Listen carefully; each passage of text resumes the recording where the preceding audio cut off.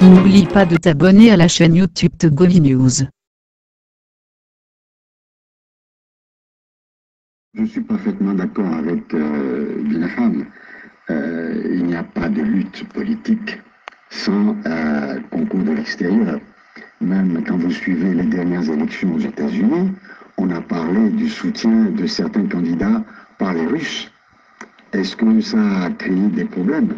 Les Russes ont soutenu des candidats aux États-Unis et pourtant ce ne sont pas du tout les mêmes idéologies politiques. Et quand je lis sous la plume même de certains intellectuels dire que on comprendrait cela si ça venait de la même obédience politique, c'est totalement absurde. C'est totalement absurde. Et supposons par exemple qu'aujourd'hui, ce n'est pas le cas, hein, supposons qu'un directeur de société d'État RPT Unir, parce qu'il sent que les choses évoluent et que lui, il est dans ce régime-là, mais il souhaite également l'alternance et qui finance un parti politique de l'opposition et que moi, Éric Dupuis, j'aille sur les antennes dire que telle personne m'a donné tant d'argent, c'est irresponsable. Je lisais sur les réseaux sociaux, toujours malheureusement, il paraît que, bon, laissons tomber ça, disons, au Bénin, pour être candidat, il faut 250 millions pour être candidat à la présidentielle. Si demain, on tendait vers une solution identique, même à moindre coût, est-ce que vous pensez qu'il y aura beaucoup de candidats, à part ceux qui sont dans le régime RPT Unir, capables de collecter les 200 millions pour pouvoir affronter le régime qui utilise l'argent de l'État? On est obligé d'aller chercher de l'argent parce que ceux qui critiquent n'ont jamais cotisé un centime pour aider les partis politiques. Vous combattez un régime qui utilise l'argent de l'État, votre argent, des milliards. Les chefs d'entreprise d'État vont dans leur village, déversent des quantités importantes d'argent pour corrompre les populations, pour acheter les votes des populations, et vous, par souci de virginité politique, parce qu'il faut rendre compte aux populations, et d'ailleurs, ce n'est même pas vrai, parce que le pseudo-dictat de la population, c'est une invention de quelques personnes qui se cachent derrière ça. Les populations pensent ceci, les populations pensent cela, ce qui est totalement erroné. Ceux qui le disent n'ont jamais rencontré la population. Moi, je rencontre régulièrement la population. Je suis président d'une fédération. Tous les mardis, je réunis des gens. Et le dimanche, je vais dans les sous-sections pour rencontrer les gens. Hier, j'étais en foin. Et j'ai rencontré les populations, on a discuté, on fait des meetings à l'intérieur du pays.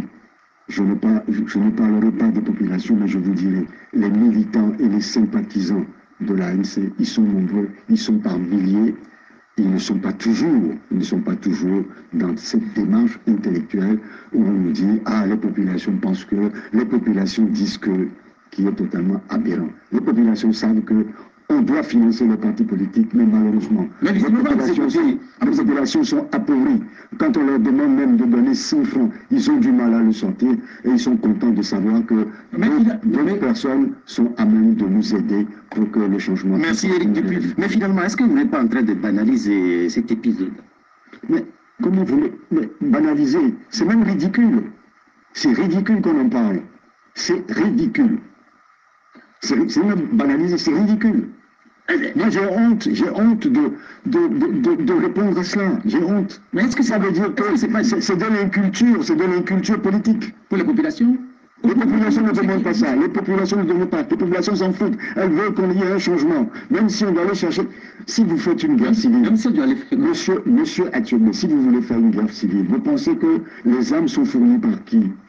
Les formations sont fournies par qui? Ça s'est passé dans d'autres pays. En Côte d'Ivoire, ici, ça a été soutenu par qui, ce qui s'est passé en Côte d'Ivoire? Vous croyez que ce sont les dirigeants, les militaires qui ont fait ce qui s'est passé en Côte d'Ivoire, au Zaïre? C'est toujours le pays étranger qui aide, qui finance, dans tous les cas. C'est comme ça. Est-ce que c'est pas dû, ce que nous sommes en train de vivre là, est-ce que c'est pas dû aussi à une culture de probité qui s'est installée ou qui s'est invitée sur la scène politique? Non, probité face à un gouvernement corrompu. Non, même le chef de l'État qui le dit, que toute la richesse du pays... Non, c'est pas de probité par rapport à la classe opposante. Mais pourquoi vous ne parlez pas de probité de la classe gouvernante, de la classe gouvernante depuis plus de 60 ans? J'ai honte. Mais est-ce que ça veut dire que c'est de l'inculture politique. Pour les populations? Les populations ne demandent pas ça. Les populations ne demandent pas. Les populations s'en foutent. Elles veulent qu'on y ait un changement. Même si on doit aller chercher... Si vous faites une guerre civile... Même si on doit aller faire... Monsieur Attiomé, si vous voulez faire une guerre civile, vous pensez que les armes sont fournies par qui? Les formations sont fournies par qui? Ça s'est passé dans d'autres pays. En Côte d'Ivoire, ici, ça a été soutenu par qui, ce qui s'est passé en Côte d'Ivoire? Vous croyez que ce sont les dirigeants, les militaires qui ont fait ce qui s'est passé en Côte d'Ivoire, au Zaïre? C'est toujours les pays étrangers qui aident, qui financent, dans tous les cas. C'est comme ça.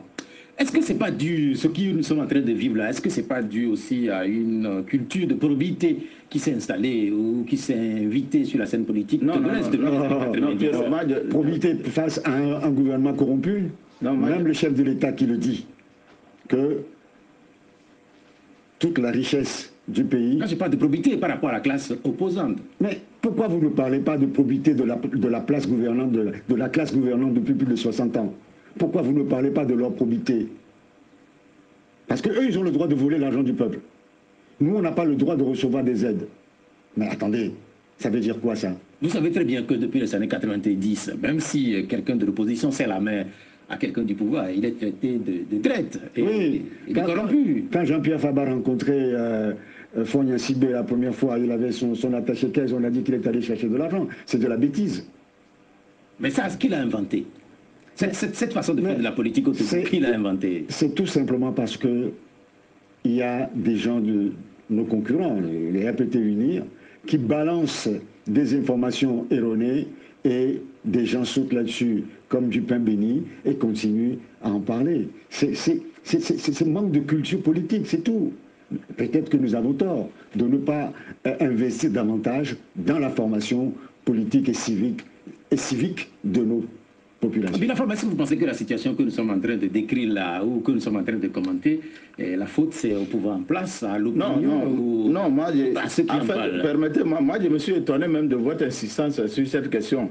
Parce que moi j'avais déjà très tôt dit, on nous divertit. On veut nous dérouter de l'essentiel. En réalité, l'essentiel au Togo, c'est des centres de santé sans produits. L'essentiel au Togo, c'est des bâtiments, des établissements scolaires sans bancs. Vous voyez les images tous les jours.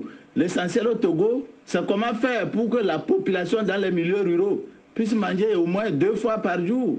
L'essentiel au Togo, c'est comment faire changer la gouvernance pour qu'on accroisse le budget de la santé qui est seulement de 6%. Alors, on vient nous divertir. Et je suis d'accord avec Eric Dupuy parce que ceux qui insistent beaucoup sur leur clavier, on connaît. Eux-mêmes nous disent qu'on les connaît. Je ne vais pas donner leur nom, mais si tu veux, je te donnerai le nom après. Mais ça vient du pouvoir, cette affaire de... Vraiment, moi, je n'ai pas envie qu'on nous divertisse. Nous, là, ce qu'il faut, c'est comment faire pour changer la gouvernance, pour qu'il y ait l'alternance. Parce que les gens sont au pouvoir depuis plus de 50 ans, ils sont incapables de construire des hôpitaux dignes de ce nom. Et puis, après... Les gens sont au pouvoir, ma maman cotise de l'argent pour la canne, on détourne 600 millions. Les gens sont au pouvoir, on prend 26 milliards pour construire la rue, ça disparaît. Je ne vous vois pas insister autant. Après, on nous dit que la coalition aurait reçu 30 millions d'un chef de l'État étranger. Et c'est ça, on rabat les oreilles des Togolais pour ça. Non, est-ce que vous n'avez pas vu, ou bien dans cette émission, vu des questions insistant sur les 30 millions dont vous parlez, non pas les 26 milliards. Non, j'en vois. Si je le dis, ça ne veut pas dire que vous n'en parlez pas. Mais je vois l'importance que les gens donnent à cette question, autant de dérouter les Togolais de l'essentiel. Vous savez l'objectif? Pierrot. C'est de vous discréditer? L'objectif est seul, voilà. Il vient de là du verset. C'est de dire que vous êtes derrière des gens qui sont corrompus. Moi, je ne sais pas comment on peut corrompre 14 leaders avec 30 millions. Bien, on a parlé de beaucoup de choses. Dans quelques instants, les auditeurs vont vous poser des questions. Mais cette dernière question, avant que les auditeurs ne prennent leur téléphone, est-ce qu'avec ce que nous avions connu le 20 décembre, ce que nous avons connu, les épisodes des 30 millions et toutes les prises de position de certains acteurs, notamment ceux qui n'ont pas participé à votre conclave, est-ce que la coalition n'est pas en train d'entonner son requiem?